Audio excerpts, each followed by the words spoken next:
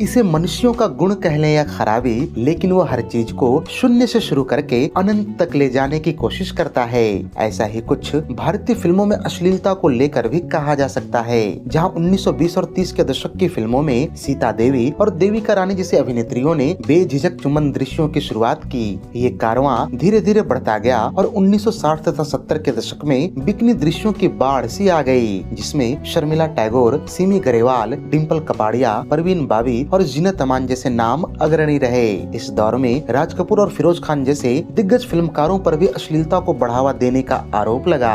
1980 और 90 के दशक में ये सिलसिला और आगे बढ़ा, जहां रामसे ब्रदर्स और कांति शाह जैसे फिल्मकारों ने हॉरर फिल्मों के नाम पर जमकर अश्लीलता परोसी। यही वो समय था जब महेश भट्ट का आगमन हुआ, जो आगे चलकर कामुक फिल्मों के पितामह कहलाए और सनी लियोनी जैसे पोर्न स्टार को हिंदी फिल्म इंडस्ट्री में लाया।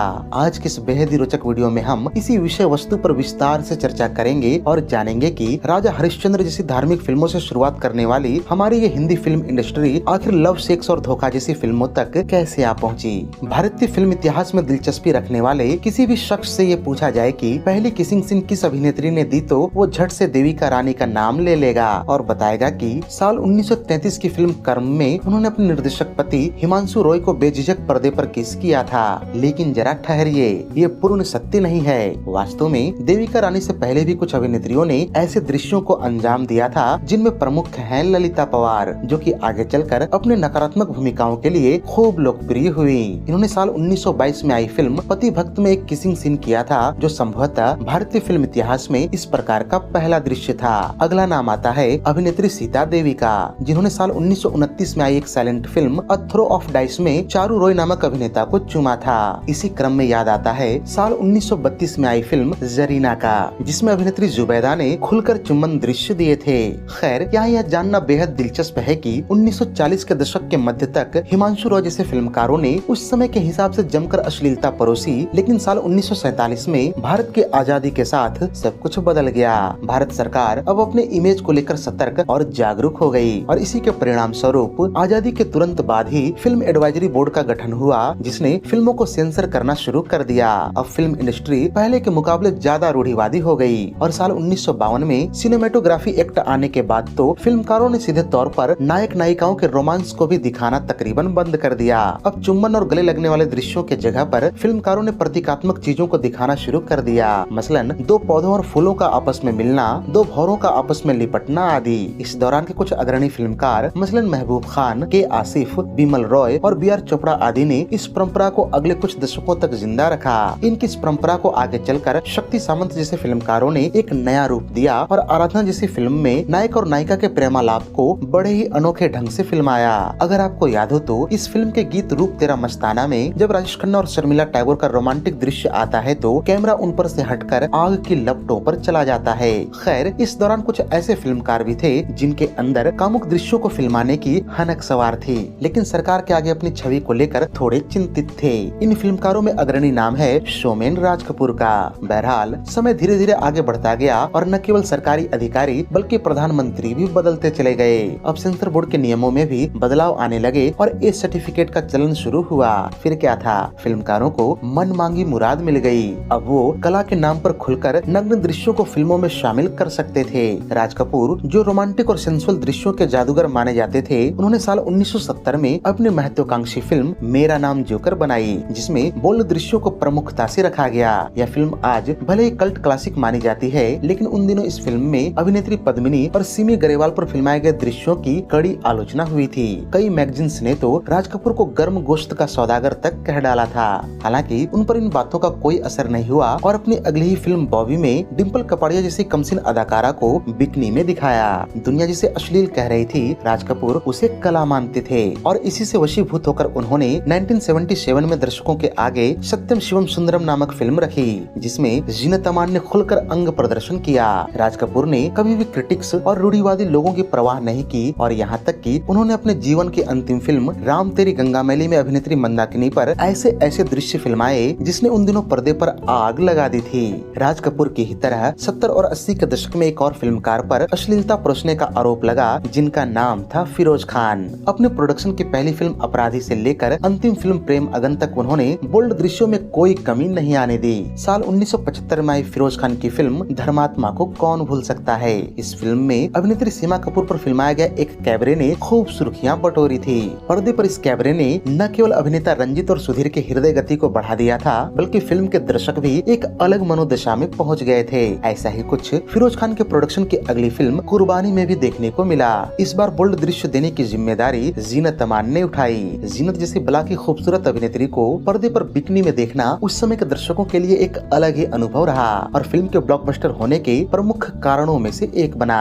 याद रहे कि इस समय तक जीनत अमान फिरोज खान के छोटे भाई संजय खान को डेट कर रही थी और कुछ ही समय बाद दोनों शादी भी करने वाले थे। पता नहीं इस बात में कितनी सच्चाई है, पर कहते हैं कि जीनत इस दृश्य के लिए सहज नहीं थी, लेकिन फिरोज खान के जोर देने पर उन्होंने इसे किया था। खैर, फिरोज खान यहीं पर नहीं रुके और अपने आगामी फिल्मों मसलन दयावान में तो उन्होंने हद ही पार कर दी।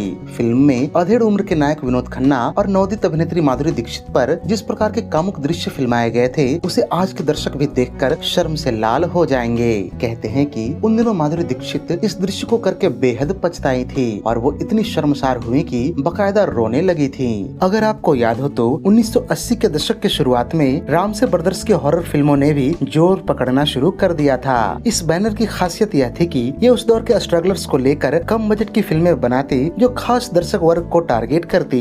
इन फिल्मों में थोड़ा बहुत हॉरर एलिमेंट होता और भर भर कर अश्लीलता परोसी जाती। इस कड़ी में पुराना मंदिर, पुरानी हवेली, वीराना आदि फिल्मों का नाम आता है, जिनमें मोहनीश बहल, दीपक पराशर, हेमंत बिरजे, पुनीत इस्सर, जैस्मिन और गुलशन ग्रोवर जैसे उस दौर के स्ट्रगलिंग एक्टर्स ने काम किया था। खैर, कुछ वर्षों बाद लोग रामसे ब्रदर्स की फिल्मों से भी उबने लगे और इसी जॉनर में कुछ नया तलाशने लगे, जिसमें हॉरर हो न हो लेकिन बोल्ड दृश्यों की प्रचुरता हो।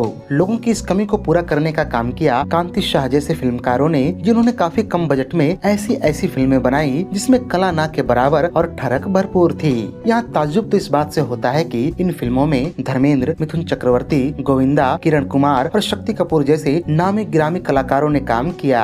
खैर, बात करें कामुक फिल्मों के पितामह महेश भट्ट की, तो इन्होंने अपने कैरियर की शुरुआत 80 के दशक में अर्थ, सारांश और नाम जैसी बेहद सराही गई फिल्मों से की थी और 90 के दशक में आशिकी, सड़क, तड़ीपार, दुश्मन, जख्म जैसी बेहद चर्चित और लोकप्रिय फिल्में निर्देशित की।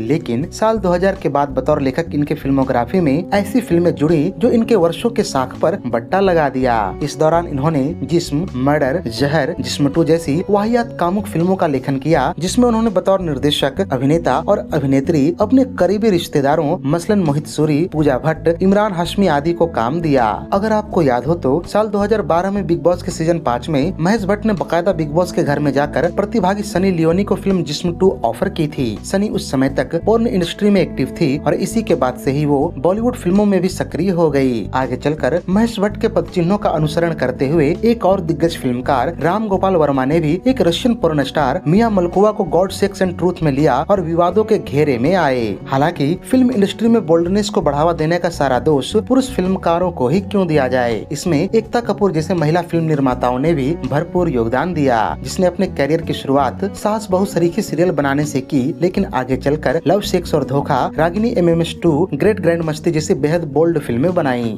एकता कपूर ने तो बकायदा अपना एक OTT प्लेटफॉर्म लॉन्च किया जिसका नाम ऑल्ट बालाजी है, जिसमें अश्लीलता को पार करती हुई वेब सीरीज दिखाए जाते हैं। हालांकि यहाँ भी एक कटु सत्य है कि इन सब का दोष सिर्फ फिल्मकारों, निर्माताओं और निर्देशकों को क्यों दिया जाए। वास्तव में दर्शक ऐसी फिल्में देखते हैं और उन्हें हिट बनाते हैं, तब कहीं जाकर ऐसी फिल्में बनती हैं। इस बात को लेकर महेश भट्ट ने एक बार कहा था कि जब तक समाज का आखिरी व्यक्ति भी ऐसी फिल्में देखना पसंद करेगा, वो ऐसी फिल्में बनाते रहेंगे। तो ये थी हिंदी फिल्म इंडस्ट्री के अश्लील फिल्मों के इतिहास को विश्लेषित करती हमारी एक विशेष प्रस्तुति। उम्मीद है कि ये वीडियो आपको बेहद रोचक लगी होगी। अगर वीडियो पसंद आई हो तो इसे लाइक व शेयर भी कर दें तथा ऐसे ही दिलचस्प वीडियोस की नोटिफिकेशन पाने के लिए चैनल को सब्सक्राइब करके बेल आइकन में ऑल का बटन दबाना न भूलें। धन्यवाद।